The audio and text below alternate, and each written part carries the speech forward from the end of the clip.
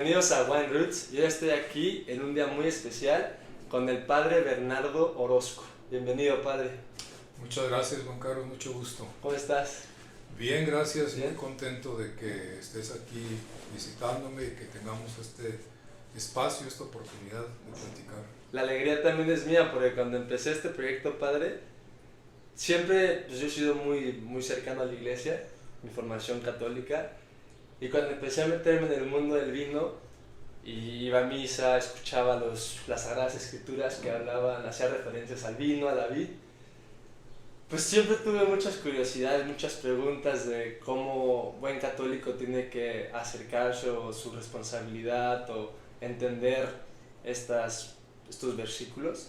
Y ahora que estoy aquí contigo, pues podemos aclarar estas cosas, podemos platicar desde su perspectiva y lo que yo he aprendido y llegar a una conclusión los dos y trascender en este conocimiento. ¿Cómo ve? Muy bien, ¿Sí? adelante. Adelante. Para empezar, padre, ¿quién es el padre Bernardo? ¿De dónde vienes? Bueno, yo soy originario de La Barca, Jalisco. Ok. ¿Sí? Yo ahorita tengo 72 años. Mi nombre es Bernardo porque nací un 20 de agosto, que es el día de San Bernardo, y por consejo de un sacerdote amigo de mis papás, ellos querían poner solamente el nombre de mi papá, que es José, soy el primogénito, y entonces este sacerdote les dijo que cómo me querían quitar el nombre que me venía por haber nacido ese día, cuando era un santo tan importante en la iglesia. Y esto lo sé pues por mi mamá, que lo platicaba, mis papás. Entonces mi nombre es José Bernardo, aunque siempre me dijeron Bernardo, pero mi nombre completo es José Bernardo y siempre he sido conocido como Bernardo. Okay. ¿Qué más? La infancia en La Barca era... Okay. Yo siento que mi vocación en gran parte se debe a mis papás. Okay. ¿En qué sentido? En el sentido de que ellos eran muy cercanos a la iglesia. De hecho, ellos se conocieron en el ambiente de la parroquia. Mi mamá pertenecía a un grupo parroquial, mi papá a otro, y en ese ambiente se conocieron ellos. Entonces, yo los recuerdo siempre a ellos muy cercanos a la iglesia, a pesar pues de ya estar casados. Trataban de ir a misa diario, y de lo que yo recuerdo de ellos pues es eso. Cuando nosotros ya, mi hermano el que sigue de mí, nos llevamos 9 meses de diferencia, entonces incluso había personas que pensaban que éramos gemelos, pero no, somos 9 meses de diferencia y siempre anduvimos juntos. Entonces cuando ya crecimos, mis papás nos llevaban junto a ellos desde pequeños a la misa, y a la misa que podían asistir ellos era la primer misa, que era a las 6 de la mañana, y yo recuerdo que nos llevaban a esa misa. ¿Y a poco de niño así, vamos a misa, y sí quería así o sí batallaba? Pues como éramos pues obedientes, yo al menos yo era obediente con ellos, ¿no? Pues yo recuerdo que mi hermano pues también. Okay. Íbamos ahí. Entonces yo siento que este ambiente católico de fe fue el que hizo que yo desde pues, adolescente, que era cuando se acostumbraba en aquel tiempo, se fuera uno al seminario terminando la primaria. Okay. Entonces pienso que por ese ambiente fue que yo pensé que el seminario era para mí. ¿Y siempre, o sea, siempre tuviste la vocación de sacerdote o pensaste también en algunas profesiones que te llamaban la atención creciendo? Siempre fue de sacerdote. Okay. Siempre fue. Cuando yo empezaba el tercer año de teología, te comentaba hace un momento que yo me salí para trabajar en la renovación carismática, y entonces en ese tiempo fue cuando pensé un poco en el matrimonio, porque estuve 4 años y medio fuera del sacerdocio. Y había una familia ahí en Reynosa que fue donde conviví, que yo tenía mucha relación con ellos, y donde la mayoría de la familia eran mujeres. Entonces con una de ellas me empecé a llevar bien y llegué a pensar que a lo mejor podía ser el matrimonio con ella. Y como la mayoría de ellos eran maestros, incluso llegué a pensar que a lo mejor mi profesión podría, en caso de que ya no continuara, podría ser maestro. Pero para esto te estoy hablando de que yo tenía ya 25 años cuando pasó esto. ¿Sí?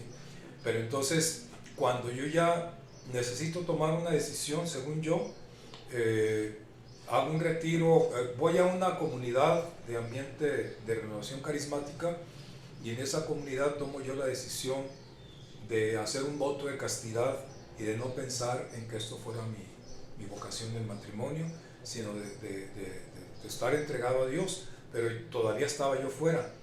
Es hasta como a los 2 años de esto que yo regreso al convento otra vez. Okay. Y también estamos aquí ahorita en Santa Anita, Jalisco, ¿sí? En el Colegio Franciscano Santa Anita. Colegio Franciscano Santa Anita, y usted pertenece a la orden franciscana. Sí. Siempre, o sea, porque también primero es la vocación de decir, me quiero dedicar al sacerdocio, sí. Y luego también hay muchas opciones dentro de... ¿Siempre quisiste, te llamó la vida franciscana? No, lo de la vida franciscana fue como, no sé si como una suerte, porque el ambiente de la parroquia y en la barca era diocesano. Eran sacerdotes diocesanos. Había unos misioneros que se llaman misioneros de los Sagrados Corazones de Jesús y María, que iban cada año a la barca y hacían labor vocacional. Entonces yo estuve apuntado con ellos a irme con ellos. Pero en el verano de 1963, en la barca hay un hospital de la Divina Providencia, así se llama, que está atendido por religiosas que se llaman franciscanas de Nuestra Señora del Refugio. Entonces, una de ellas, que era de San Agustín, ya falleció. En San Agustín tenemos la primera casa de formación de los franciscanos. Entonces, ella invitó al padre encargado de las vocaciones franciscanas a tener una reunión con jóvenes, con adolescentes. Sí. Entonces nos hablaron a la casa, y ahí en el hospital fue la reunión donde estuvo este padre. Entonces el padre, cuando ya tuvimos la reunión, me pregunta, a él le interesaban los de sexto año. Yo estaba terminando el sexto año, o ya lo había terminado. Entonces me pregunta, ¿y tú qué? ¿Tú qué has pensado? Porque yo no decía nada, porque yo ya me había comprometido con los misioneros de los Sagrados Corazones de Jesús y María. Entonces yo le dije, no, yo ya estoy comprometido. Entonces el padre, me acuerdo que era un papelito de estos de sello, pues ahora como tarjetitas y esa, con un sello, con su nombre, y me dice, si hubiera algún cambio, aquí está lo mío. Entonces me deja el domicilio. Yo no recuerdo bien la situación, mi mamá la platicaba, que ella me veía como triste, y que entonces ella me decía, pues tú elige, están los diocesanos, los Sagrados Corazones, están los franciscanos, tú ve, tú eliges, si no te sientes a gusto ahorita donde tú escribiste, pues tú ve. Yo no sé qué pasó, que yo escribí una carta a los padres misioneros de los Sagrados Corazones, donde decía que siempre no me iba con ellos, y escribí una carta al padre franciscano diciendo que me iba con ellos. Entonces el padre, al poco tiempo de que recibe la carta del padre franciscano, el padre Junípero Mata, que era el encargado de las vocaciones, se echa una vuelta a la barca especial para hablar conmigo, y ahí se decide que me voy yo con los franciscanos. Esa atención también, el detalle de ir hasta la barca. Claro, claro. Sí. Y el seminario te mueves de la barca, obviamente, ¿no? Sí. ¿Sales a Guadalajara? A San Agustín, este pueblo que está aquí cerca de Santa Anita, aquí a 2 kilómetros. Ahí está el seminario. Ahí se llamaba, le decíamos 5 años de latín, porque los 5 años estudiaba latín. Más o menos equivaldría a la secundaria y a la prepa, porque entrábamos con la primaria terminada. Sí, entrabas de 13 años. Yo entré de 12, a los 2 días que entré cumplí los 12 años. Muy joven, muy joven. Que una de las cosas que caracteriza a los franciscanos son los votos, ¿no? Que hacen. Sí. Todos los religiosos, o sea, los que no son diocesanos, todos los religiosos dominicos, jesuitas, mercedarios, somos religiosos. Lo que nos caracteriza es vivir en fraternidad. Tenemos que vivir varios hermanos juntos, y todos hacemos lo que llamamos la profesión religiosa de los 3 votos de pobreza, obediencia y castidad. Esto no lo hacen los diocesanos.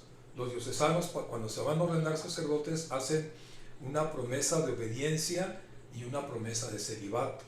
El celibato antes de recibir el diaconado, que es diferente a nosotros. Nosotros somos primero religiosos y ya después, si queremos ser sacerdotes, también hacemos el estudio para la vida sacerdotal, pero lo que nos caracteriza a los religiosos es que primero somos religiosos y si después elegimos el sacerdocio, luego somos sacerdotes. También otra cosa que me llama mucho la atención de la orden franciscana, de estar un poco en contacto con ellos por mi papá, que también estuvo en el seminario, sí, es que los valores que tenía San Francisco como persona y que quiso infundir en su orden religiosa, que es también este trato ecologista, sí, que también es, que tiene lo de la fraternidad con todos, que literal es igual, las plantas, el sol, todo es obra de Dios y todos somos hermanos. Y como en el lado que yo trabajo, que es un poco la agricultura, estar en contacto con el campo, muchas veces sí se ve como esa desconexión ya que tiene la persona con el medio ambiente, y se me hace súper increíble que desde ese tiempo Francisco vio esa necesidad y lo hace ver. Cuando tú llegaste aquí, ¿qué fue las cosas que te reafirmaron que hiciste una buena decisión de venirte con los franciscanos? Yo creo que esto que comentas de la vida de fraternidad, lo que decía hace un momento, los religiosos somos hermanos primero, por eso la vida de fraternidad. En San Francisco se insiste mucho en esta vida de fraternidad. De hecho, las siglas de nuestra orden son OFM, que quiere decir en latín Ordo Fratrum Minorum, orden de frailes menores, o sea, orden de hermanos menores. Entonces, las 2 características fundamentales de la orden franciscana es la fraternidad y la minoridad. O sea, somos hermanos porque somos hijos de Dios.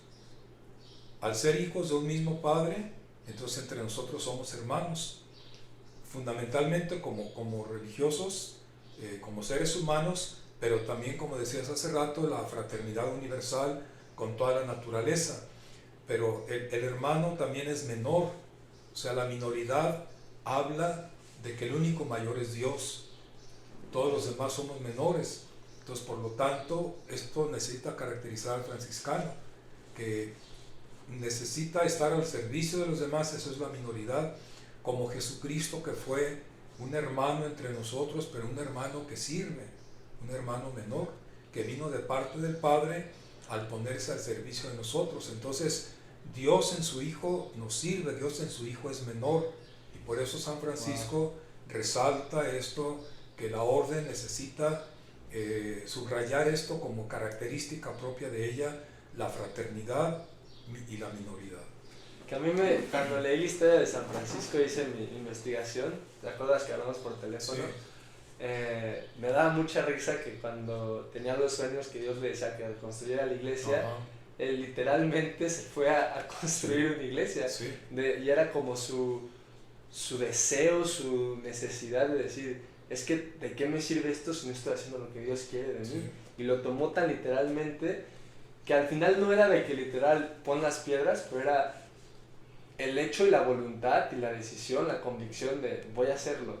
Y todo lo que hizo ahorita después de tanto tiempo sigue en pie, y hay ahorita ya colegios, muchas vidas ayudadas y tocadas por lo que hizo Francisco, y se me hace muy increíble la vida que tienen los franciscanos con sus votos, y pues el estar aquí contigo, Padre, y ser testigo de tu día a día, y esa también alegría que tienen siempre que contagian, me lleva a pensar y me invitó a hacer este podcast porque quiero ya un poco relacionarlo con el vino, la vid y los viñedos.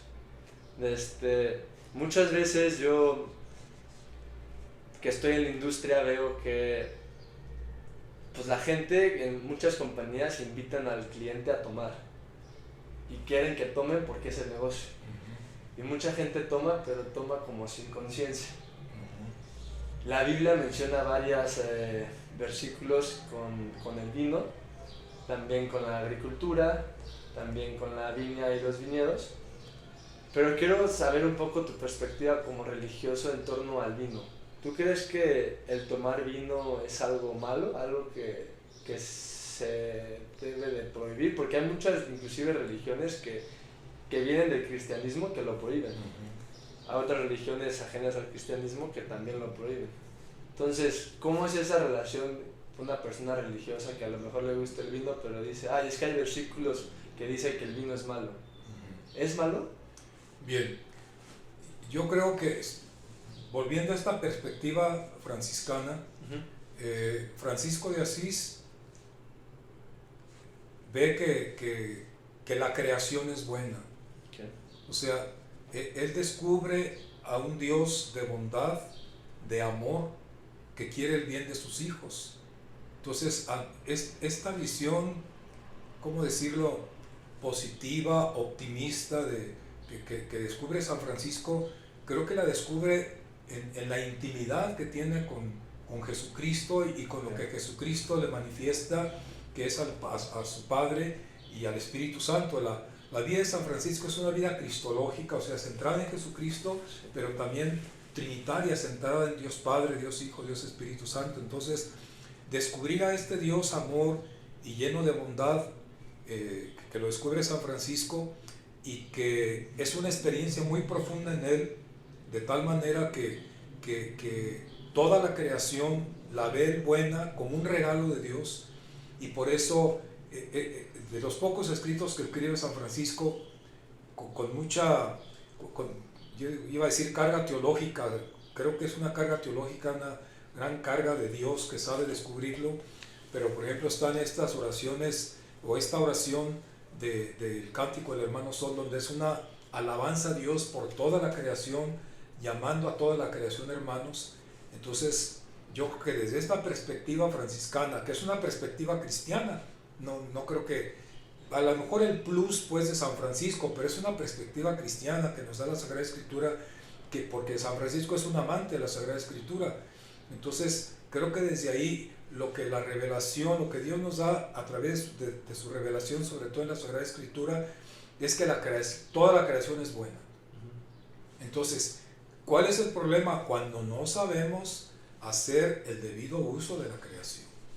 Yo creo que aquí este es el problema.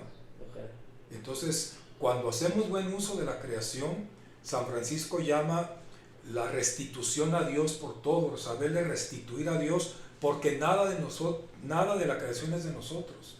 Todo es don de Dios, todo es de Dios.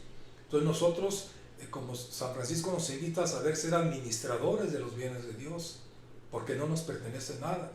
El dueño es Dios. Entonces a él es al que hay que retribuirle, al que hay que restituirle todo. Y la forma de restituirle, pues es a través del correcto uso de las cosas y de la alabanza a Dios por lo que Él nos ha dado. Que hay una frase muy, muy conocida en el mundo vinícola, que es: la cerveza la hace el hombre y el vino lo hace Dios. No la conocía. Es muy popular porque es como, la cerveza la hace el hombre y es una bebida de los hombres, pero el vino lo hace Dios. ¿Por qué se dice eso, padre? Porque el único fin biológico de la vid y que se puede producir de la vitis vinífera, que es la uva para hacer vino, es hacer vino. Porque el comerla así como uva de mesa es muy pesada, tiene muchos taninos en la semilla, entonces la única forma de consumo es vinificándola. Y mucha gente pone la perspectiva que pone el viñedo y la parra la mata, y es el agua que cae y la tierra, las raíces, la planta convierte esa agua de lluvia en fruto para el vino. Entonces siempre se ha visto como algo, pues inclusive ¿cuál fue el primer milagro de nuestro Señor Jesucristo? Pues el convertir el agua en vino. Convertir el agua en vino. Entonces se ve como, si lo ves en un punto, yo diría filosófico, pues las plantas están haciendo ese milagro en el ciclo de crecimiento. Ajá. Entonces siempre me ha llamado la atención primero que sea el primer milagro de Jesús, convertir el agua en vino, Sí. y luego, ¿quién se lo pide? Su madre. Su madre María. Y como que Jesús muestra poquita resistencia Sí, al principio, ¿no? sí, porque le dice, no ha llegado mi hora todavía de manifestarme. Ajá. Y sin embargo, pues termina obedeciéndola. Ajá, que también es esa para mí como, pues, nosotros como mexicanos tenemos a la madre, es un respeto, un amor inmenso, Sí. ese amor materno que nos sentimos, y pues Jesús obedece a su madre y empieza haciendo convertir el agua en vino, y en la Biblia dice, después de eso sus discípulos creyeron. Sí. Esto para usted que es sacerdote, ¿qué significado le da este primer milagro de convertir el agua? ¿Cómo qué explicación teológica hay detrás? Bueno, primero que nada, el ambiente en que se desarrolla, lo que da a entender ahí el Evangelio, es un ambiente de fiesta en donde están, y el vino, como dice un salmo, pues alegra el corazón del hombre. Entonces, pensemos en una fiesta sin vino, pues no es fiesta. Entonces, aquí hay una fiesta, es una boda, el vino termina, María se da cuenta de esta necesidad y recurre a Jesús. Entonces, primeramente es esta situación de la alegría que se iba a disminuir cuando dijeran, pues ya se acabó el vino. Claro. Y entonces, esta preocupación de María por los que estaban ahí, en primer lugar por los novios y los familiares y todos los comensales, Ajá. y sabiendo pues que su hijo podía hacer algo ahí para que el ambiente continuara. Primeramente esto, ¿no? Habla, pues ya desde aquí nosotros como católicos pues vemos como el poder de intercesión que la Virgen María tiene ante su hijo, eso como una parte importante que lo mueva pues a que realice su primer milagro, o según el lenguaje de San Juan, más que milagros son signos, son señales de manifestar lo que él era, hijo de Dios. Entonces es un signo de manifestar que él viene de parte de Dios. Eso también, siguiendo, el milagro está en el Evangelio de San Juan, y siguiendo con esta perspectiva de los signos, es también importante ver esto, lo platicábamos hace un momento, de que el agua está en unas tinajas que utilizaban los judíos para la purificación, para poder participar en el templo, porque para poder entrar a la casa de Dios necesitaban estar purificados. Entonces, esto que por un lado pues es agua que servía para la purificación, y que ahora se convierta, o Cristo lo convierte en vino, donde luego Jesús va a utilizar el vino en la cena pascual, en la tercera copa, eran 4 copas las que se usaban en la cena pascual, en la tercera copa, durante la cena, donde convierte en ese momento el vino en su sangre. Sí. O sea, convertirlo en el sentido, no que se haga sangre, no es esto, sino en el sentido que ya no es solamente vino, sino que es un signo que trasciende, que nos va a dar a entender, aunque siga siendo vino, que va a ser la sangre de Cristo, con la cual, así como el agua se servía para purificar, para limpiar, para poder entrar al templo, ahora la sangre de Cristo es la que nos ha purificado, ha derramado su sangre por nosotros, sí, la sangre de la nueva alianza, para hacernos hijos de Dios, para que no solamente criaturas de Dios, como te decía también, sino hijos de Dios, por la entrega que Él ha hecho de su persona, derramando su sangre por nosotros. Claro, que es como un preámbulo, ¿no? Un antecedente de convertir esa agua en vino. Sí. Como preparando todo para ese momento de que, aunque San Juan no habla de la última cena donde Cristo dice, tomando el cáliz, este es el cáliz de mi sangre, San Juan no lo dice, lo dicen los sinópticos, Marcos, Mateo, Lucas y la primera carta a los Corintios, pero San Juan en el capítulo 6 habla de que su carne es verdadera comida y su sangre es verdadera bebida. Entonces, ya la teología de la Eucaristía está en este capítulo 6 de San Juan, aunque él no nos narre ¿cómo se dice? La cena de la institución de la Eucaristía. Okay. Que también eso es como el primer milagro que habla, tú dices en los cánticos, que se habla de que el vino alegra el corazón. Es uno de los salmos, sí. De los salmos. Pero también hay versículos que como que advierten, ¿no? Ajá. Advierten al católico, a las personas de cuidado con el vino, aquella persona que se deja guiar por el vino, comete atrocidades, desvergüenzas y no es sabia. Sí. Entonces, creo que es un poco lo que ya mencionaste de los regalos de Dios son buenos, sí. Es la conciencia detrás del acto. Sí.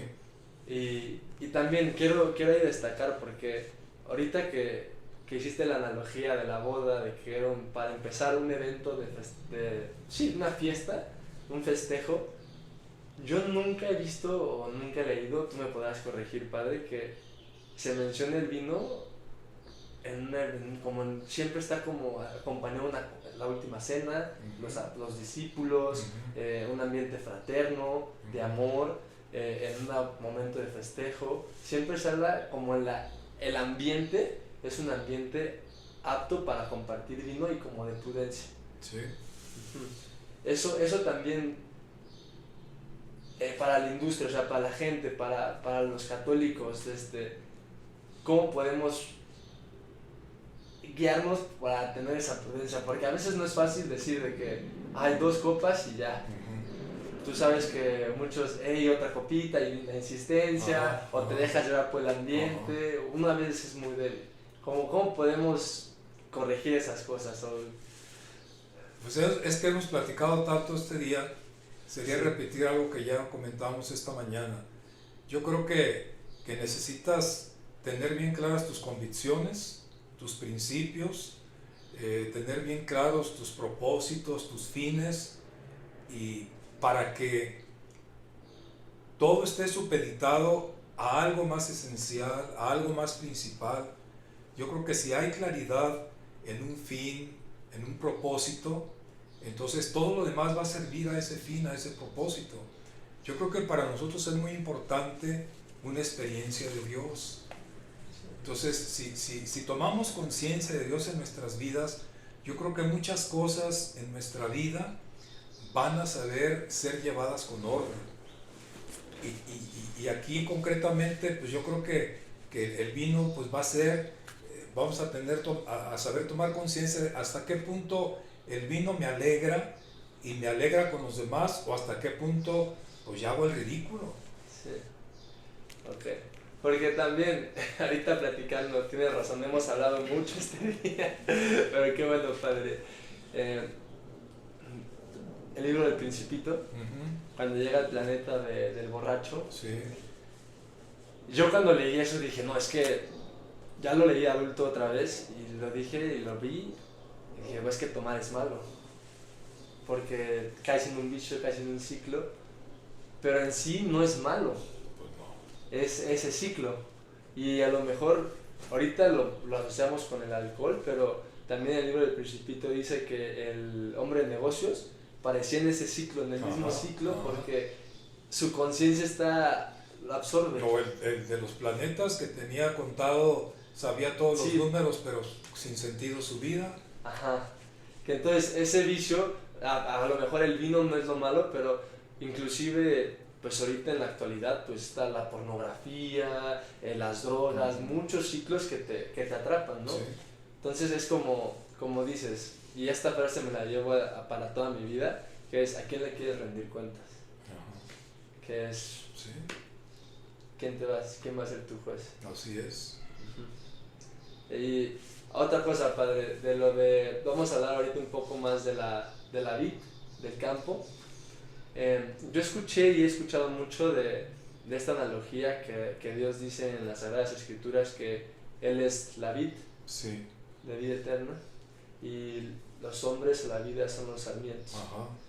También dice que los sarmientos que no sirven va a tener que arrancarlos, sí. De esa vid.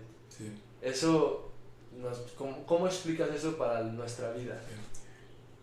Está citando es el capítulo 15 de San Juan, donde Jesucristo hace esta alegoría de él con sus discípulos, ¿verdad? Para que se entienda. Yo creo que en un pueblo donde pues era muy común las vides, el vino, entonces decir yo soy la vid, ustedes los sarmientos, si están separados de mí no van a tener vida. Y luego dice el sarmiento necesita dar fruto, porque si no entonces tiene que ser arrancado y ser quemado. Entonces como que eran comparaciones que a Jesús le gustaba utilizar para que se entendiera su mensaje.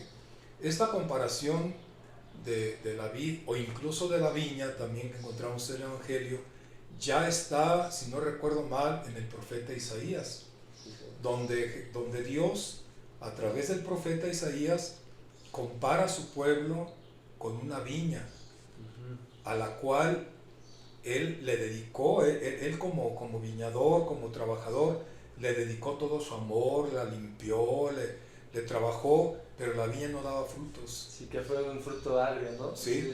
En lugar de que diera frutos adecuados, eran frutos agrios que no servían. Entonces, es algo que en la Sagrada Escritura es una figura que habla mucho, sobre todo quiero yo pensarlo pues para el ambiente del pueblo judío en que se desarrollaba el mensaje pues de Dios, el pueblo elegido, y luego Cristo cuando viene, y que ahora pues es universal para todos nosotros, y que ahora lo leemos desde esta perspectiva, que necesitamos un poco los conocimientos para interpretar por qué la importancia para este pueblo, pero la finalidad era esta. O sea, creo que no hay mucho que escarbarle o mucho que tratar de entenderle, porque está claro, ¿no? O sea, el que Dios compare a su pueblo, a nosotros, con una vid o con una viña, pues está claro que lo que Él quiere es que sepamos lo que Él ha hecho por nosotros, y que quiere que nosotros pues demos los frutos adecuados, que en este caso pues es obrar como hijos de Dios. Sí. Que a mí una de las cosas que más me encantó de trabajar en los viñedos es que estás ahí día a día, ves el progreso de la viña, es un trabajo muy arduo, muy cansado, pero que tú estás viendo el fruto. O sea, terminas un bloque, ves cómo trabajaste, llegas a la siguiente semana y estás viendo ya el racimo, estás en el proceso, estás muy involucrado. Claro. Y cuando es la cosecha, pues es una fiesta, la fiesta de la vendimia, de que es el trabajo de todo el año. Y luego cuando bebes el vino, ya cuando era más joven, pues yo tomaba vino y decía, pues este vino me costó 300 pesos, lo compré porque estuvo barato y me la voy a acabar. Y cero de conciencia, nomás por tomar. Y después de trabajar mi primer año ahí en Napa, yo decía, a ver, ¿este vino de qué región viene? Imagínate qué tipo de agricultura se le tenía que poner a esta región del mundo, porque yo ya entendía lo que estaba pasando en el viñedo. Y hay una cosa que me di cuenta, que era a las vides, para buscar calidad y carácter, se les tiene que estresar. Porque si una vid crece y se le da todo, pues va a ser un racimo muy voluptuoso, con mucha agua, en sí, voy a usar una palabra que no es de agricultura, pero muy chiqueado, el racimo, sin carácter. Entonces el vino que va a dar va a ser un vino muy plano, muy líquido.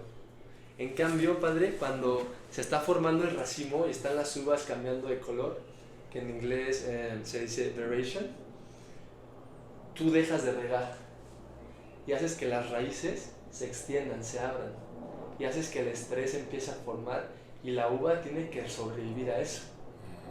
Entonces los taninos de la baya empiezan a crecer, las semillas empiezan a ser más grandes, la cáscara se empieza a cerrar porque el calor la está quemando, y les das poquita agua para que empiecen a abrir. Las hojas se empiezan a morir, los tendros de las hojas, y se empieza como la planta como a cerrar, pero luego en la mañana da agua y otra vez bien, se llena de vida, pero otra vez le estresas. Y hay vinos, unos vinazos, padre, con mucha madera, mucho sabor, mucha esencia en nariz, que son vinos que sufren estrés. Platicando con un compadre de mi papá, pues me dijo esta analogía, pues también la vida, o sea, una persona que pasa por momentos rudos, que no se le da todo, que tiene que buscar lo suyo, es una persona más resiliente al cambio y tiene como mejor, su vida a lo mejor, si lo comparas con la vida, da mejor fruto. Claro.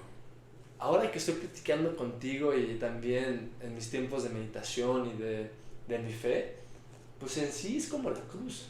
Así es. Es esa vida apostólica, esa vida de decir, pues las cosas no son fáciles, tengo a Dios y tengo mi misión y tengo que cumplirla. Entonces, no sé qué piensas. Fue la misión de Jesús. Ajá, sí. Él sabía cuál era el proyecto de su Padre. Sí. Y por 3 veces a sus discípulos les dice que va a morir en la cruz, sí. que va a padecer. Y San Pedro en un momento le llama la atención que no te pase eso a ti, maestro. Y Jesús lo reprende y le dice: retírate de mí, Satanás, porque no estás pensando como Dios, sino como los hombres. Entonces la prueba, el momento difícil, la tribulación, no sé de qué otra forma llamarlo, es parte del proyecto de Dios. Si lo fue para su Hijo, que era pues su Hijo, el que venía a redimirnos, que era Dios. Si Él tuvo esto, pues con mayor razón pues nosotros. Entonces no podemos hablar, aunque ahora se ve diferente las filosofías, pero quiero utilizar la palabra, no podemos hablar de que nuestra vida puede ser siempre placer, o sea, un hedonismo completo, porque no va por ahí. O sea, pues, esa vida no existe. La misma vida, pues ya desde que nacemos hay dolor en la mamá, en el niño que sale del vientre de la mamá, y así durante la vida, ¿no? Sí. ¿Cómo decía José Alfredo Jiménez en su famoso corrido Caminos de Guanajuato? A ver, acuérdame ahorita, ¿no? De no vale nada la vida. Ajá. Comienza siempre llorando. Ajá, y llorando, y así llorando se acaba. ¿Sí? Entonces, el llanto es parte de un sufrimiento. Entonces, pues, esto que me dices me parece tan interesante, tan revelador. Yo no sabía esto, que tenía que hacer esto con la vid para que dé más fruto. Creo que hay un texto, creo que es del Eclesiástico, donde dice que Dios a sus hijos los prueba en el crisol como el oro, para que el oro es puesto al fuego para que verdaderamente salga. Entonces el crisol pues es parte de nuestra vida para poder ser una imagen más plena de Dios. Hola gente hermosa, si están viendo este podcast, muchas gracias por apoyar el proyecto. Les quiero pedir 3 cosas para poder seguir creciendo y llevarles mejor contenido. La primera es darle like al video, la segunda es suscribirse al canal y la tercera es compartirlo y platicarlo con sus amigos de este gran contenido. Los quiero mucho y sigan disfrutando el podcast. Bye bye. También otra cosa que cuando, pues, mi primer año fue difícil, padre, trabajando en el viñedo, estuvo muy rudo, pero pues uno piensa, trabajando un trabajo manual por 8 horas, uno se pone a pensar y realiza, o sea, se da cuenta de muchas cosas de la vida. Y yo siempre, mis abuelos, franciscanos también, de la tercera orden, ellos siempre tenían el tau, la tau. Sí. La tau, para la gente que no conoce, es una T. Sí, sí. Y para la vid se hace diferentes tipos de entrenamiento de sistemas para la fruta. La que más se usa en California es una T. Está el tronco principal y abren los 2 brazos. Ajá. Y de cada brazo, en cada puño, dejan una espuela, que es la madera nueva donde sale el sarmiento. Entonces yo iba así trabajando y pues yo me acuerdo que de las cosas que pensaba era, bueno, pues esto es como una vocación, ¿no? Porque Jesús convirtió el agua en vino, yo estoy trabajando en la viña la Biblia habla mucho de la viña, desde esta uva que estoy trabajando se va a convertir en vino, si le haría a un sacerdote, el sacerdote la va a convertir. ¿Qué trabajo tan más padre? Y veía la forma de la vid y me acordaba de San Francisco de Natal. Claro. Y decía, no, pues también está relacionada pues con la vida de Francisco, que hace lo que Dios le pedía. Claro. Y una vid hace lo que está hecha para hacer, sin más. Y es como, platicaba con un enólogo michoacano, de hecho, que él decía que el vino es como una foto o una imagen que puedes oler y saborear. Porque la planta refleja el terroir, que el terroir es una palabra francés que incluye suelo, clima y factor humano. Entonces es algo que está vivo en sí. Entonces fue cuando me empecé a interesar más y empecé a hacer investigación de estas alegorías, se puede llamar, de la vid y del vino en la Biblia. Sí. Y cuando te contacté otra vez para ver de que quería relacionarse, había algo entre San Francisco y el vino, y me di cuenta que sí, todo lo de la ecología, de la relación, de tratar, y te quiero agradecer a Padre Bernardo por siempre escucharme y por darme como esa también enseñanza e inquietud de investigar más, que llegué así a descubrir a los 12 discípulos de México, apóstoles, 12 apóstoles de México. Los 12 españoles que Uh-huh. precisamente el 13 de mayo Okay. se cumplieron 500 años de su llegada. Órale, ¿no sale este año? Ajá. Órale, ok. Este año están, y ahorita ya no tanto, pero en el mes pasado hubo celebraciones en Veracruz porque ahí llegaron, celebraciones en México, se hizo una peregrinación por la calzada de los misterios hacia la Basílica de Guadalupe.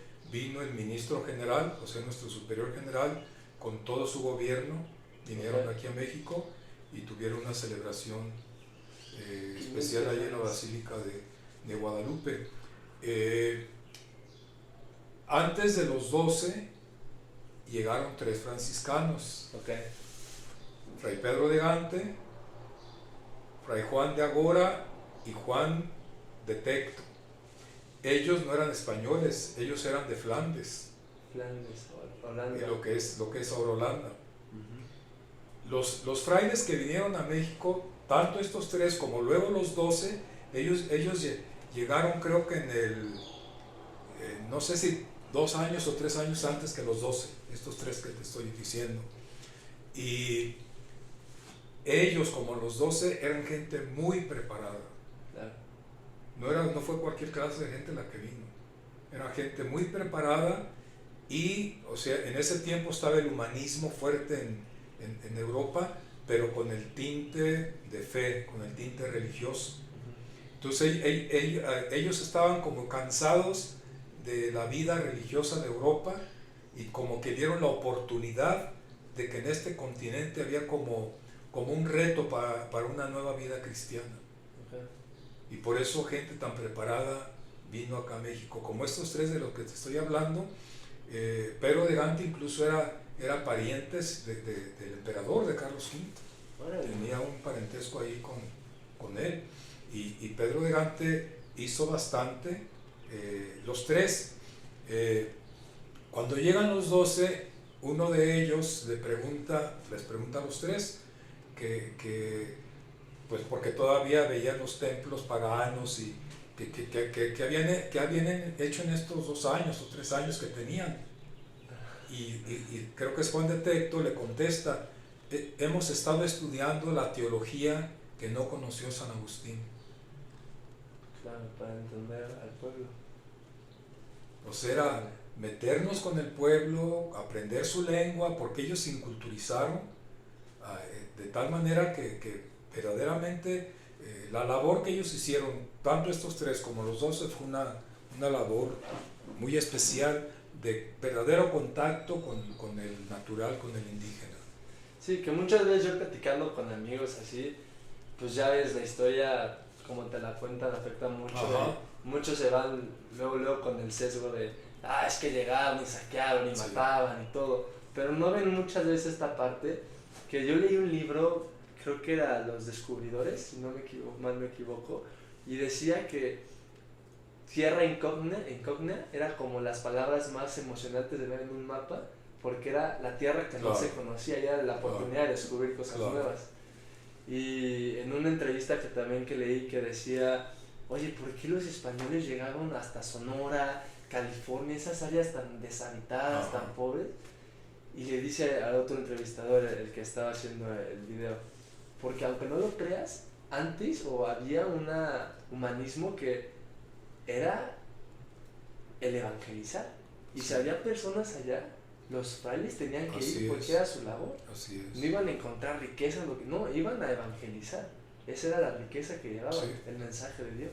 Sí, la labor de parte de los frailes en general, los primeros pues franciscanos, pero luego vinieron dominicos, jesuitas, carmelitas, mercedarios, pero su labor en general fue una labor muy buena, porque fue de verdad ponerse de parte del indígena y por lo que a ellos les moviera que conocieran la fe, Claro. no otra cosa, y que incluso conocerla ellos poniéndose al lenguaje de ellos. Claro.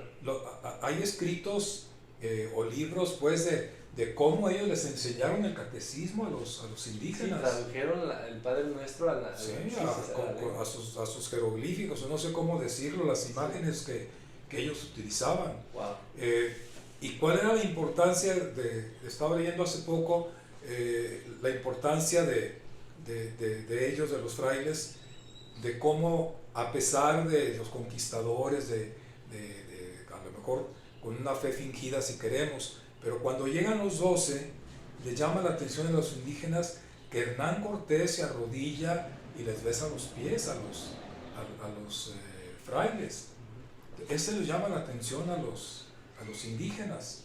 Claro. O sea, que algo veían ellos en ello, que incluso los conquistadores hacían estas señales de respeto hacia los frailes. Y veían los indígenas a los conquistadores con sus armaduras, sus caballos, claro. y ven a un fraile con su hábito. Sí, descalzos, sin caballos, a pie, Sí, el impacto. que empiezan a decirles Motolinía, y de ahí Toribio de Benavente se cambia su apellido a Toribio de Motolinía.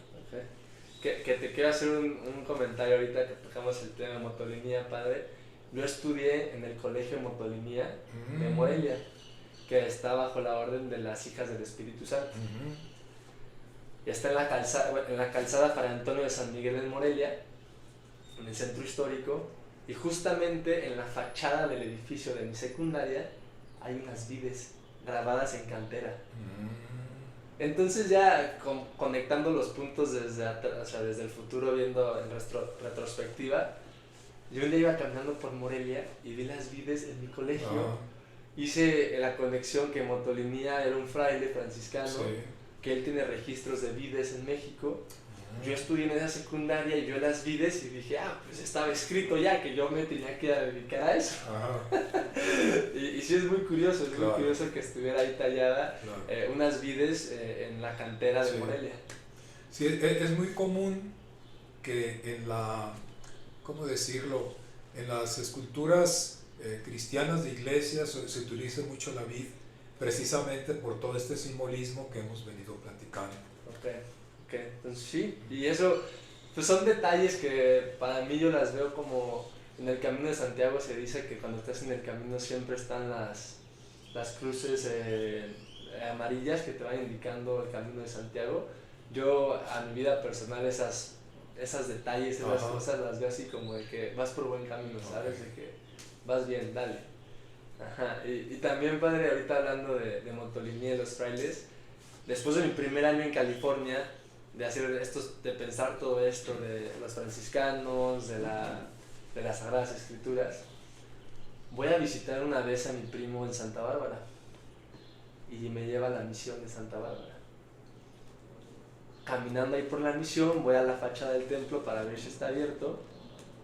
Estaba cerrado el templo, pero leo había una placa de cantera ahí tallada, y en la cantera estaba el signo franciscano. Y dije, esta es la conexión que buscaba de la vid, de la Tao y los franciscanos, que son las misiones que San Junípero Serra funda en California. Así es. Que Fray Junípero Serra empieza su camino en Querétaro, ¿no? Sí, la manera como los frailes van desarrollando su trabajo aquí en México, o en la Nueva España antes, era a través de provincia. desde tiempo de San Francisco, la organización franciscana fue a través de provincias. Una provincia es un territorio, pero también en el territorio las casas donde viven los frailes. Recordemos que es vida de fraternidad, entonces por lo menos debe de haber 3 frailes en cada fraternidad. Okay. ¿Sí? Entonces, aquí en Nueva España, aparte de las provincias franciscanas que se fueron fundando, existieron lo que se llamó los colegios de propaganda fide, colegios apostólicos de propaganda fide. Estos colegios eran independientes de las provincias, tenían su régimen propio, ¿sí? Y su misión era exclusivamente misionar, llevar el evangelio a donde no había sido llevado. Ya una provincia ya tenía establecidos sus conventos, sus casas, pues, que les llamamos conventos, y los colegios, ¿no? Los colegios iban a las misiones, iban a llevar el evangelio donde no estaba. Entonces, colegios apostólicos, de los que yo recuerdo, en México, pues, ahorita está reconstruyéndolo San Fernando, con nosotros aquí cerca Zapopan, Guadalupe, Zacatecas, la Santa Cruz de Querétaro, que creo que de ahí salió Margil de Jesús para fundar el de Guadalupe, Zacatecas, y yo creo Junípero acá al norte, San Junípero.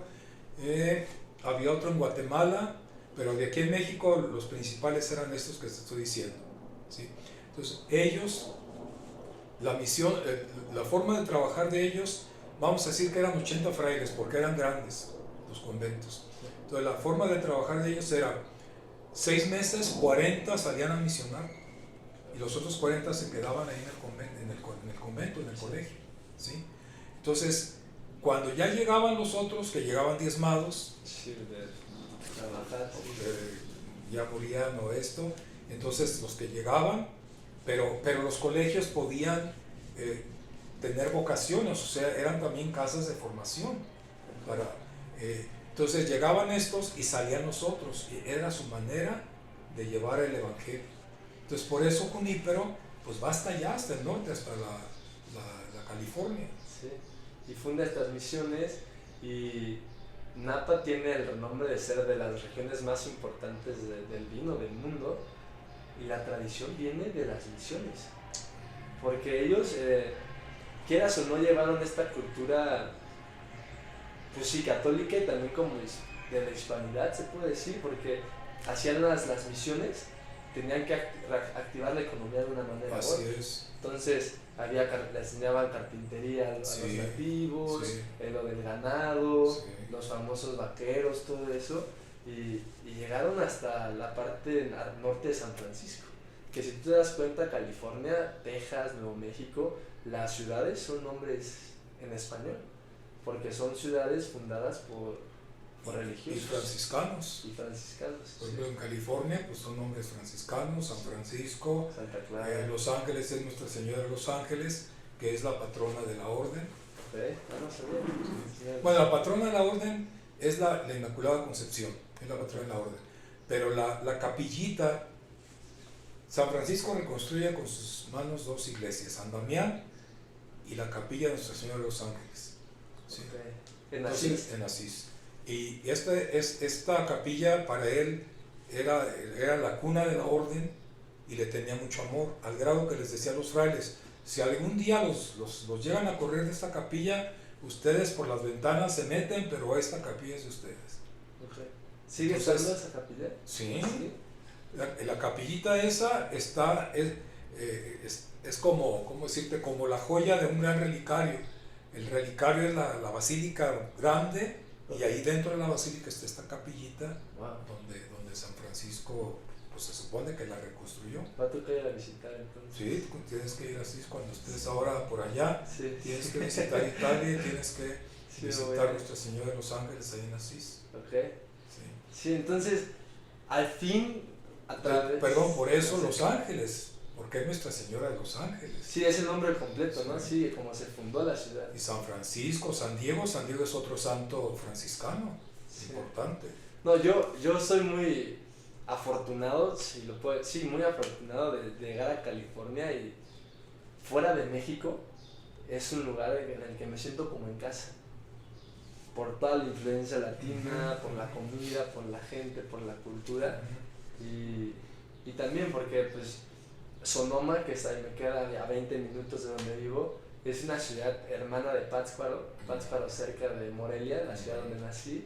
Y cuando a veces me entraba así la nostalgia, me iba allá a la placita a caminar y yo me imaginaba que estuviera en Pátzcuaro.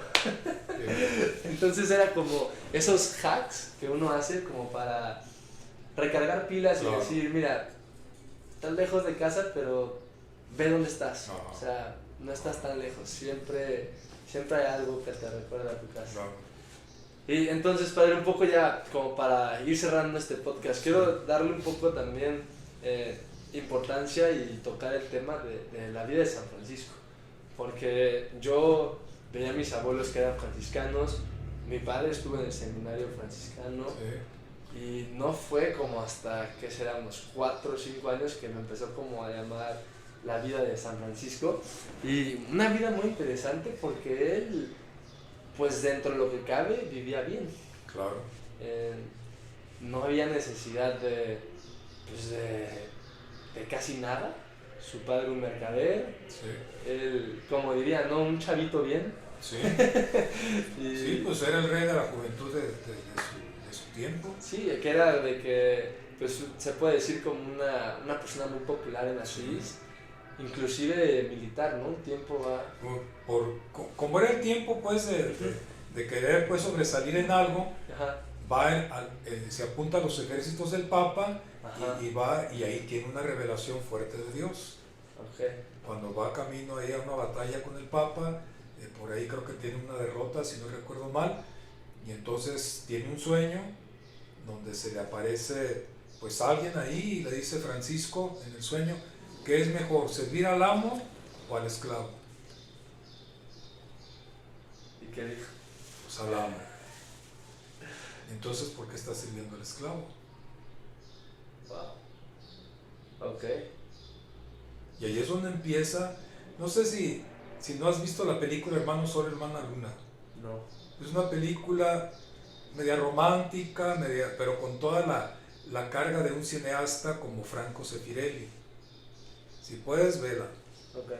Es muy romántica y eso, pero a mí me llaman, hay algunas escenas que me dan mucho la atención porque están muy bien hechas, muy bien cuidadas, pero después de que regresa de esa batalla, San Francisco, ahí lo presenta en la película, tiene una enfermedad media larga, y en esa enfermedad es como su encuentro con él mismo. Que también fue prisionero de guerra, ¿no? Sí, pues cuando está en la prisión, creo que es esta que te estoy platicando, creo que en la prisión tiene este sueño, si no recuerdo mal. Okay. Pero él, o sea, sin necesidad de ir a la guerra, o sea... No, es que eso era como darte catego, como el aventurero, ¿verdad? Que te da importancia. Yo combatí en los ejércitos del Papa. ¿Sí? Wow. Y o sea, pasa eso de la guerra. Ajá. Y luego tiene la enfermedad que tiene la enfermedad, y aquí es donde empieza como esta conversión que empieza a tener, se empieza a alejar del grupo de sus amigos, empieza a visitar esta iglesia de San Damián, que es donde está este Cristo como el que tenemos ahí en la capilla, sí, que es un Cristo bizantino, un Cristo oriental, y que yendo allí San Francisco a la capilla es cuando hay una oración que se dice que la decía ante el Cristo de San Damián, que es muy interesante, que está pues entre sus escritos, que dice: oh alto y glorioso Dios. De hecho ahí la tenemos puesta en la pared, sí, porque esta oración la decimos al inicio antes de la formación. Okay. Oh alto y glorioso Dios, ilumina las tinieblas de mi corazón, dame fe recta, esperanza cierta, caridad perfecta, sentido y conocimiento, para que cumpla tu santo y veraz mandamiento. Amén. Es una oración muy bonita, muy profunda, y dicen que la decía ante este Cristo, y es cuando pues siente que el Cristo le habla y le dice: Francisco, ve y repara mi iglesia, que se viene a ruinas. Oye, padre, ahorita que dices de los amigos, ¿era muy fiestero? Pues, Sí, era muy fiestero. Te ¿A digo poco? que le decían el rey de la juventud. O sea, de que se iba con los amigos a echar Sí, vinito y todo. sí, Ok. O sea, fue un cambio de... ¿Qué edad tenía cuando pasa todo eso? como 20 años. De joven, Sí. joven. Ok. Y luego también, si no me equivoco de lo que veí e investigué, cuando se da cuenta, renuncia a su herencia, ¿no? Eh, Como que deja todo... sí, hay un gesto también muy importante en su vida porque lo que pasa cuando empiezan estos momentos de conversión, pues está interesante la oración por lo que le está pidiendo a Dios y pues va descubriendo poco a poco, ¿no? Entonces, entre estos descubrimientos, pues se da cuenta que los pobres eran el rostro de Cristo. Y entonces hay un pasaje donde creo que le niega una caridad a un pobre y después como para resarcir esto, en un momento en que su papá se va a Francia, él queda ahí medio al frente de los negocios y empieza a repartir todas las telas. Entonces llega el papá y pues enojadísimo, ¿verdad? Entonces ya es cuando le dice, pues tu hijo se está volviendo loco. Sí, sí. Y él ya, pues él dormía ya en las afueras de Asís, en la iglesita esta que estaba ahí pues destruyéndose. Y esto es lo que llama la atención a los primeros compañeros, o sea, cómo alguien que antes llevaba esta vida, cómo lleva esta otra vida. Wow. Es lo que llama la atención y empiezan a juntársele. Entonces, pues la importancia pues que de estos pasos que va dando poco a poco a su conversión, como el otro paso también muy importante que él lo va a decir en su testamento, que es cuando él va en su cabalgadura y en ese tiempo pues eran muy comunes los leprosos. Entonces, pues encontrarse un leproso era sacarle la vuelta. Entonces San Francisco se baja de la cabalgadura y da un beso al leproso. Entonces está en su testamento que cuando Dios le reveló lo que tenía que hacer, ¿verdad? Entonces habla de esta importancia que tuvo el encuentro con el leproso. Sí. Que también ahí puedo hacer la conexión con lo que dijo que en los pobres está Dios y pues el leproso pues es una persona muy rechazada. Claro. Y es como ver en él a Dios. Así es. En la fraternidad. Sí, sí, pues que otra vez llegamos a los hermanos más necesitados son a los que necesitamos servir más porque nosotros somos menores, decía él. Entonces tenemos que estar entre los menores. Que ya después, otro pasaje que me llama mucho la atención de San Francisco es cuando va a Tierra Santa. Sí. Que va y se encuentra con un rey. Con el sultán de Egipto. El sultán de Egipto. Sí. Y que el sultán de Egipto queda admirado, ¿no? Sí. Con San Francisco. Sí. Él no predica nada. Es solamente el ejemplo, la educación, la forma como trata, que no utiliza ese tiempo de las cruzadas. ¿Y que eran las cruzadas? Llegar con violencia, restituir a que restituyeran los lugares sagrados que tenían los paganos, los musulmanes. Entonces San Francisco no llega así. Ante el sultán de Egipto es otra la forma como él llega y es lo que llama la atención al sultán de Egipto. Que es la convivencia, ¿no? De San Francisco, Sí. de que él los vea también como hermanos. Así es. Y no llegó a imponer, no llegó a nada, llegó a ser testimonio de Dios a través de su vida. Así es. Y eso impactó al sultán. Claro. Y creo que sí le mencioné al sultán de que si tú fueras, o sea, si los demás que profesan tu fe... yo me hubiera ya convertido. Sí. Sí, que es eso, que muchas veces estaba escuchando un podcast es un americano ese señor, medio country, así un poco como ranchero, y él es cristiano pero protestante, y habla de que muchas veces en la iglesia hay gente que toma el papel en inglés se llama gatekeepers, que son los guardianes de la puerta, y esos se encargan de señalar. Y decir, tú haces mal esto, tú eres malo por esto, tú eres malo por aquello, Entonces mucha gente se aleja de la iglesia porque se siente tachada. Claro. De que, ay, pues es que yo hago mal esto, pum, pum, pum, me están tachando de todo. Entonces él dice, no se trata de eso, porque al final del día todos somos personas y todos tenemos nuestros pecados, o sea, es una condición humana. Y el hecho de la iglesia es como, no tienen que señalar, tienen que recibir y hacer comunidad. Entonces eso está pasando en la iglesia protestante en Estados Unidos y a veces también pasa en la católica. Claro. Entonces esa analogía de San Francisco de saber convivir, aceptar y dar testimonio con tu vida y con tu ejemplo, Claro. es algo muy poderoso. Claro. Que a mí me impactó el hecho de, pues, también ese cambio de decir, es que era guerrero, era una familia con dinero y todo, y llega así a Egipto y convence al sultán de su fe y da testimonio de su fe con su vida, y luego lo que hace la orden franciscana y manda a frailes a un nuevo mundo a instruir esto, para mí es un éxito su vida. Así es. Sí. Sí. Sí, sí, sí. Sí, ahorita la orden, bueno, no sé si ya hemos platicado esto, la orden tiene varias ramas, ¿sí? Estamos nosotros que nos llamamos observantes, están los conventuales y cada rama es independiente, tiene su gobierno propio. Vinieron divisiones, algunas ya empezaron desde el tiempo de San Francisco, entre los mismos discípulos, quienes querían una vida más estricta, quienes vivir más en los conventos, por eso ahí empiezan los conventuales, los observantes, y luego después, creo que es como en el 1600, si no recuerdo mal, la orden de los capuchinos, franciscanos capuchinos, Claro. porque es otra reforma que quieren vivir más mejor la pobreza. Entonces, a pesar de todas estas ramas, el tronco común es San Francisco. Sí. ¿Sí? Ahorita, a nivel de todas las ramas, se está tratando de dar como buscar, si es posible, más la unidad. ¿Sí? Y sobre todo, a nivel de nuestra orden, los observantes, se está buscando encontrar qué nuevas formas de atraer más o de dar más impacto, no por fama, no por esto, sino porque de veras como que se evangelice mejor. Claro. y más. Yo, por ejemplo, pensando aquí en el colegio, yo digo, a veces no es fácil, o sea, en el sentido de que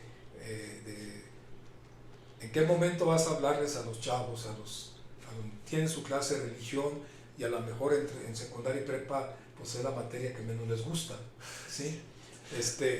Pero por ejemplo nosotros que atendemos el colegio, somos 4 frailes, yo digo, yo creo que ante todo pues va a ser el ejemplo, pues va a ser el trato que les dé, que si me encuentro con ellos, que si los saludo, que una broma pues o un encuentro tanto con maestros como con alumnos, ¿no?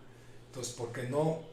¿En qué momento pues como hacer una disquisición religiosa o eso, como que por ahí no va? No. Ya con que me atiendan media hora en la misa que me toca presidirles, sí. Ya con que estén ahí medios en silencio, medios atentos y algo que se quede de lo poco que les di en la homilía, pues yo creo que ya es ganancia. Oye, es un milagro, sí, es un milagro. Y ya para concluir esto, padre, lo último que más me impacta es los estigmas. Ajá. Que yo me acuerdo que me platicó mi abuelita, porque le dije, oye abuelita, ¿por qué está así las dos manos? Sí. Y una mano tiene como una manga y la otra mano tiene manga. Ajá. Se me hacía raro. Sí. Y me dice mi abuelita, bueno, es que una es la manga de San Francisco y la otra es la mano de Jesús. Así es. Y yo, bueno, pero ¿por qué la de San Francisco tiene el clavo? Y me dice, porque San Francisco amaba tanto a Jesús que le pidió que sintiera su mismo dolor. Sí.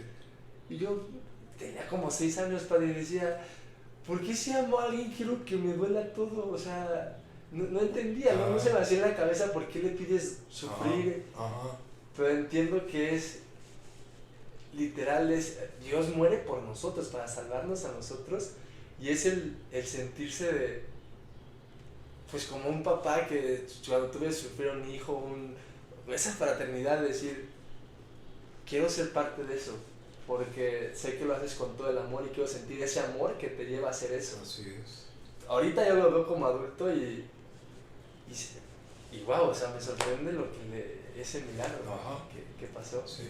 Tú como sacerdote, ¿cómo lo puedes interpretar el hecho que, porque también a San Pío, ¿verdad? Le pasó los estigmas. San Pío es capuchino. Es capuchino. Y no nomás él, hay otros santos que han tenido otras manifestaciones de la pasión de Cristo, otras experiencias que para mí son experiencias místicas, o sea, experimentan tanto el misterio de Dios que tienen estas experiencias profundas de Él. Por ejemplo, de Santa Teresa de Jesús, Carmelita, se habla de una transverberación, o sea, ella en oración siente que una espada le atraviesa su corazón. ¿Sí? Entonces es como tú acabas de decir, como el amor llevado a su sentido más grande. Sí. ¿Sí? Entonces es tanto el amor que es necesario como un sufrimiento. En este caso, en Santa Teresa, la transverberación, su corazón. En Santa Rita de Casia, creo que ella siente que una espina de la corona de Cristo se desprende y se clava en su frente. Entonces hay experiencias en los santos, ¿verdad? En San Francisco de Asís, precisamente el 17 de septiembre de este año vamos a celebrar los 500 años de la impresión de las llagas de San Francisco. Oye, pues qué buen año para grabar este episodio, ¿no? Bueno, pues hemos tenido desde, creo que el año pasado, varios aniversarios, no, perdón, no 500, 800 años, perdón, 800 años. Esto fue en 1224, 2 años antes de que muriera San Francisco, ¿sí? En septiembre. Él quiere tener una experiencia, pues, de oración fuerte, se retira con Fray León a un lugar que es el Monte Albernia, en la región de Toscana, un poco al norte de Italia. Este monte era un regalo que un conde había regalado a San Francisco y que él lo tenía para lo que él llamaba los eremitorios, que eran estos lugares apartados como eremos. Sí. De ahí viene la palabra ermitaño, ¿verdad? Que se retiraban al desierto o a la selva, no sé, o al bosque, para una vida más íntima con Dios. Entonces, en la orden, San Francisco quiso que hubiera estos eremitorios para que sus frailes se alimentaran de la vida profunda de Dios. Entonces él se retira a este eremitorio de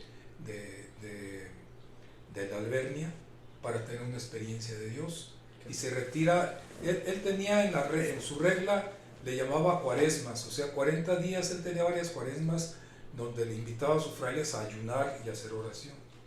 Entonces se retira a hacer una cuaresma, creo que es la cuaresma de San Miguel, si no recuerdo mal, la que él se retira a hacer, y se lleva a Fray León.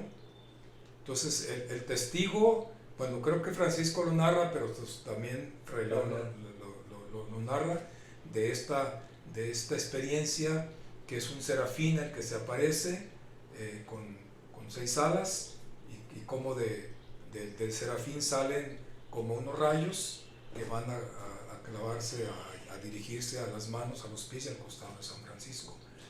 Entonces, pues hay esta experiencia de quererse parecer tanto a Cristo. San Pablo dice, ya no soy yo quien vive, es Cristo quien vive en mí. San Pablo hablaba de esta experiencia fuerte de Cristo en él. La vida que vivo al presente la vivo en la fe del Hijo de Dios, que me amó y se entregó por mí.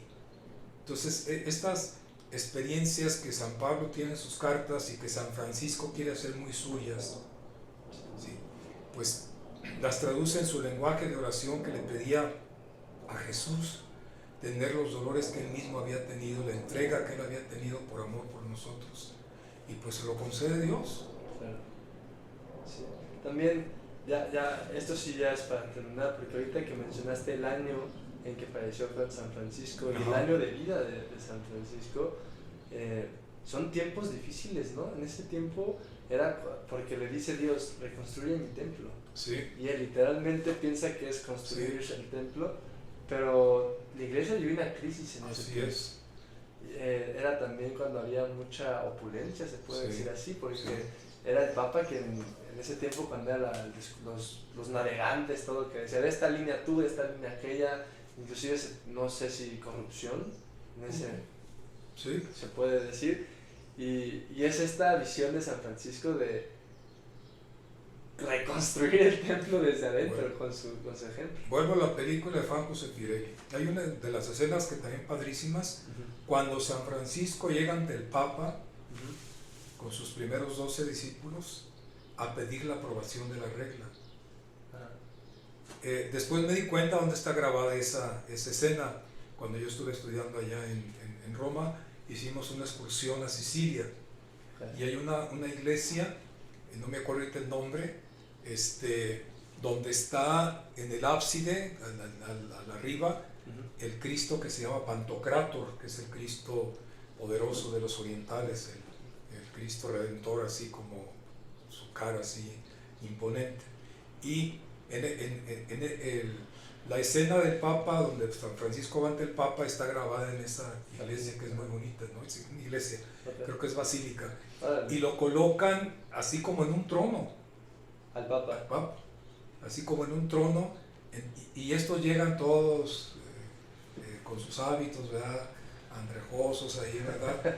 Entonces la escena es muy interesante porque el Papa baja, todo vestido como príncipe de blanco, baja desde el trono, y no sé si le pone la mano en la cabeza a San Francisco. Entonces, Sefirelli quiere proponer exacto, proyectar esto que estás diciendo.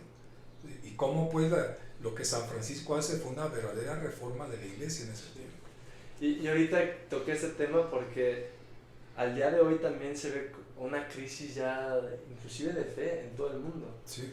Entonces, usted como sacerdote que ha vivido en varias partes del mundo, en varias partes de la República, ¿cómo qué mensaje puede dar?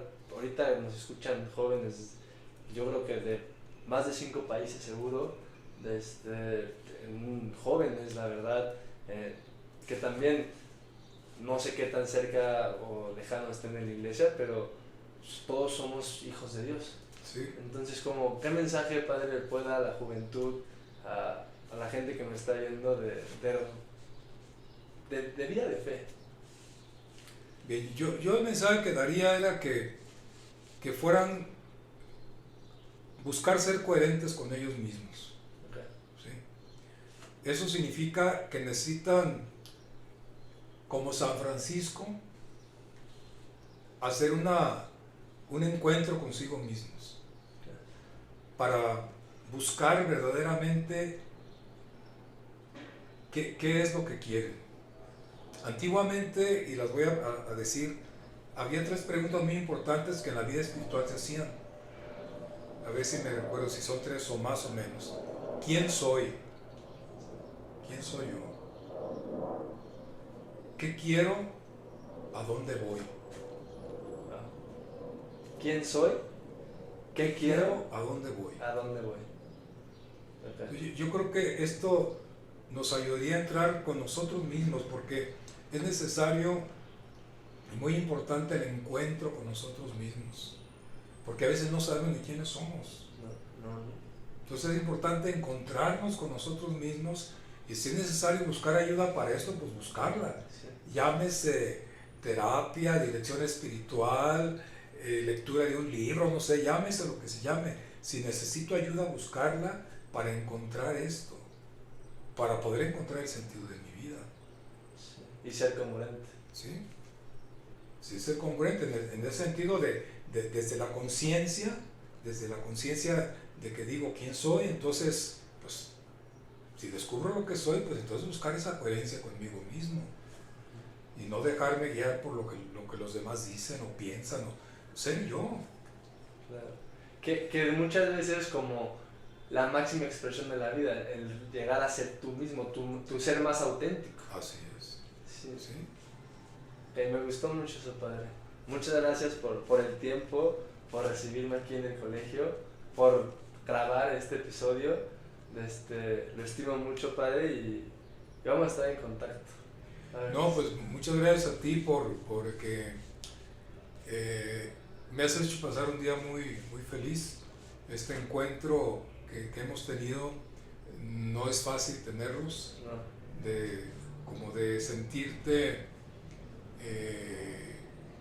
¿cómo decirlo? Como que entras en una familiaridad muy bonita, pero a la vez muy profunda. Sí, sí. Entonces, este día ha sido muy especial. Ajá. Te lo agradezco que hayas tenido pues este interés y que te hayas tomado el tiempo para poder tener este momento de convivencia y sobre todo pues ya sabiendo lo que tú me decías, que no sabía pues por qué la visita, pues ya sé que este reto que viene por delante de irte a estudiar a Francia, pues desearte todo lo mejor, que Dios bendiga tu camino, que todo vaya bien en esta experiencia de estudio allá en Francia, y si después pues vas a ir a Alemania, pues que haya el acompañamiento de Dios siempre y que con su ayuda logres lo que estás buscando para tu bien y tu realización. Sí, y me llevo tarea de, en los momentos así de retrospección, quién soy, qué quiero y a dónde voy. Ajá. Bien, padre, y como cierran y como se saludan y se despiden los hermanos franciscanos, paz y bien. Paz y bien. Muchas gracias.